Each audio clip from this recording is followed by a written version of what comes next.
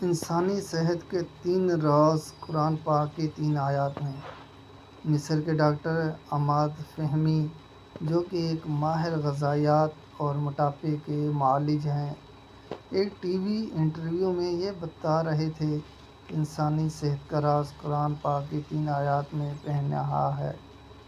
Number 1، کلوا واشربوا ولا تسرفوا، سورۃ اعراف آیت نمبر 31۔ ترجمہ: کھاؤ پیو اور حد سے تجاوز نہ کرو۔ اس کی تشریح میں ڈاکٹر فہمی کہتے ہیں کہ اکثر ڈاکٹر نشاستہ اور چکنائی سے منع کرتے ہیں، حالانکہ یہ دونوں چیزیں انسانی صحت کے لیے بنیادی اہمیت کی حامل ہیں۔ اکثر چیز جس سے منع کیا جاتا ہے وہ حد سے تجاوز کرنا ہے۔ نمبر 2، وَجَعَلْنَا مِنَ الْمَاءِ كُلِّ شَيْءٍ حَيٍّ، سورۃ انبیاء آیت نمبر 30۔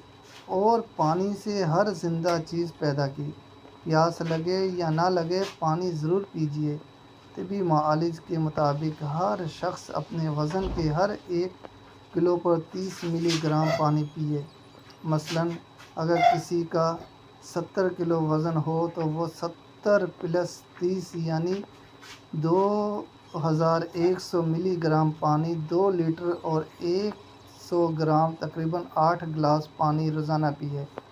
یہ جگر، گردوں اور دل کی اچھی کارکردگی کے لیے بہت ضروری ہے۔